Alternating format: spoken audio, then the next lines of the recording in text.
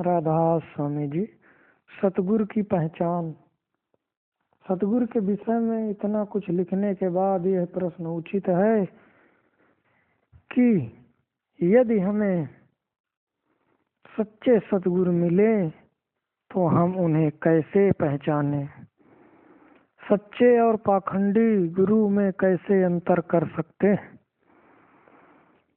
यह हम सतगुरु को कैसे ढूंढें, हम सतगुरु को ढूंढने कहाँ जाएं, ये और ऐसे कई सवाल हमारे सामने आते हैं जिनका तर्क संगत उत्तर चाहिए। जवाब के तौर पर सबसे पहले हम प्रमाणों की बात करते हैं।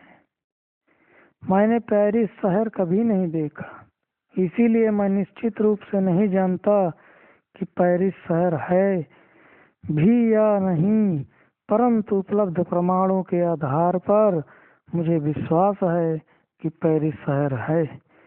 इसी प्रकार दूसरे व्यक्तियों द्वारा जुटाए गए प्रमाणों की जांच करें, बड़े ध्यान से इनका विश्लेषण करें।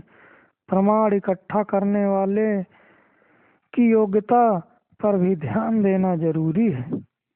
उसकी बुद्धिमत्ता और चरित्र पर सोच विचार करें और फिर उसके उद्देश्यों पर विशेष ध्यान दें।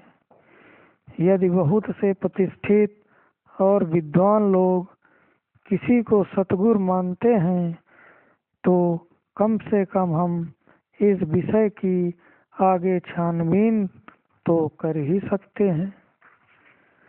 जब हम उनसे मिले तो बड़े आलोचनात्मक ढंग से उनका अध्ययन करें। मैं 1 वर्ष तक अपने सतगुरु के साथ रहा, उनके साथ कार्य करता रहा और उनके साथ यात्रा भी की। इस दौरान मेरे सतगुरु ने जो भी कार्य किए, किसी के साथ जो भी वार्तालाप किया, मैं सबका बड़े ध्यान से निरीक्षण करता रहा। यहाँ तक कि जब उनके विरोधियों ने जोरदार तर्क और आपत्तिजनक शब्दों से उनका विरोध किया, मैं उनके चेहरे के हाव भाव पढ़ता रहा।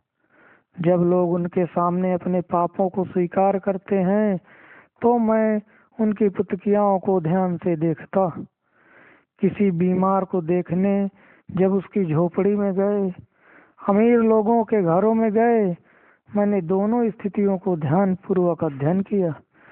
जब राजा उनके पांव छूने की कोशिश कर रहे थे, उस समय भी मैंने उनके व्यवहार का अच्छी तरह निरीक्षण किया। जब बहुत से लोग उन्हें सत्संग घर का भवन बनाने के लिए या उनके अपने इस्तेमाल के लिए पैसे या कुछ दूसरी वस्तुएं देने आए, तब भी मैंने बड़े ध्यान से उनकी प्रतिक्रिया को देखा।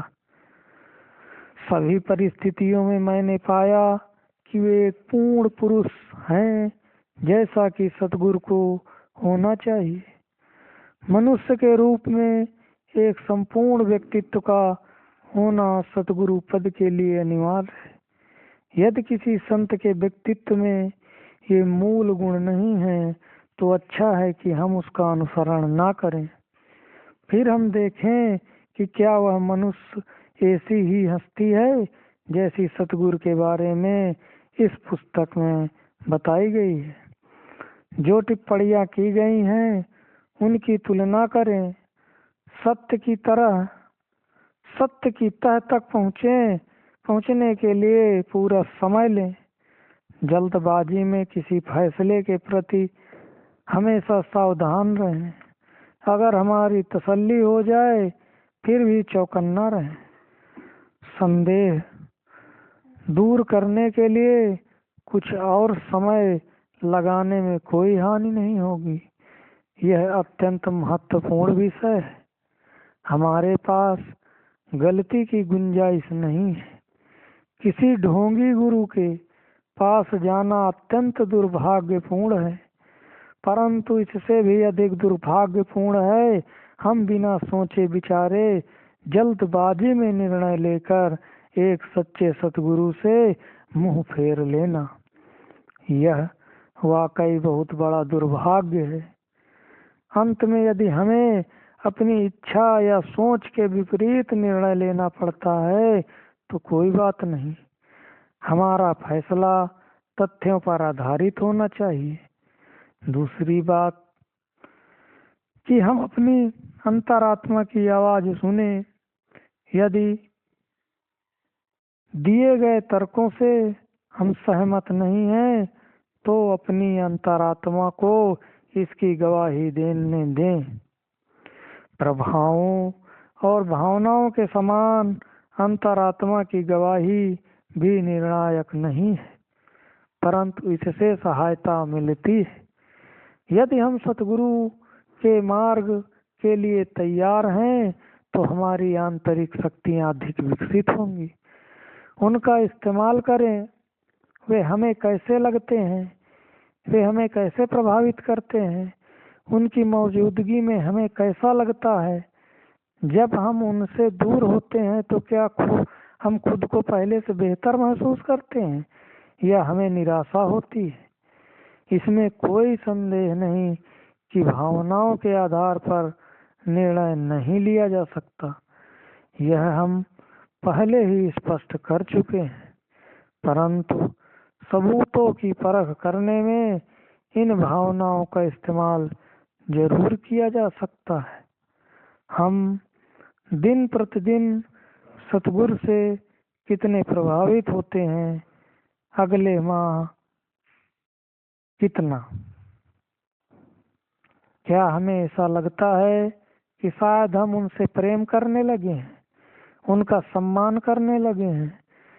ऐसी श्रद्धा से हमारा चरित्र समृद्ध हो जाएगा या उनसे अलग होकर हम निराश हो जाएंगे। क्या हमें सतगुरु से प्रेम करने के लिए अपने आप को समझाना पड़ता है या इस दुनियावी मोह में लगाव के बावजूद हम उनसे प्रेम करते हैं। इन सब पर हमें सोच विचार करना चाहिए। फिर भी ये सब निश्चित सबूत नहीं है। सभी प्रकार के विवाद और संदेह से परे सतगुरु को पहचानने का केवल एक ही साधन है, वह है उन उच्च मंडलों में जाकर स्वयं देखना, जहाँ धोखा खाना असंभव है। उन्हें वहां से देखें जहाँ आध्यात्मिक विशेषताएं सभी को प्रत्यक्ष दिखाई देती हैं। यदि वहां हम सतगुरु को उनके नूरी स्वरूप में देख लेंगे तो फिर हमारी सब चिंताएं मिट जाएंगी। हमें अपने सतगुरु मिल गए हैं और तब यह उतना ही सच है जितना हमारा अपना अस्तित्व।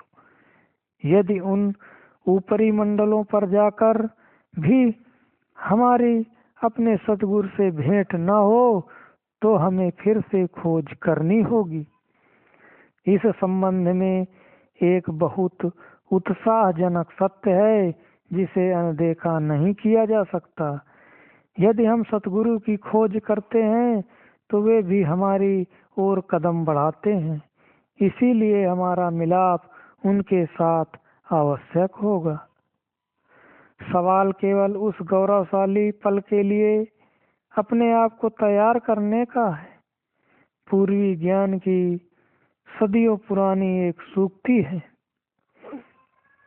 जब शिष्य तैयार हो जाता है गुरु प्रकट हो जाता है। बाद में लेखक को इस प्राचीन कहावत का पर्याप्त प्रमाण मिला।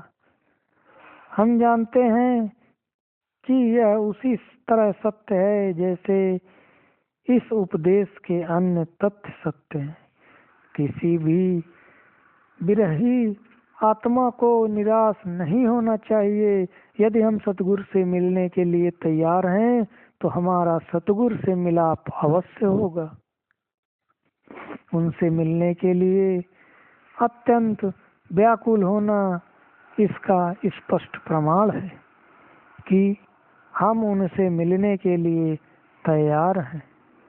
तब 7 समुद्र भी हमें अपने सद्गुरु से दूर नहीं रख सकते, परंतु अपनी तैयारी की ओर पूरा ध्यान दें। याद रखें कि हमारा बर्तन साफ हो ताकि सतगुरु उसमें अमृत रस डाल सकें। राधा स्वामी जी।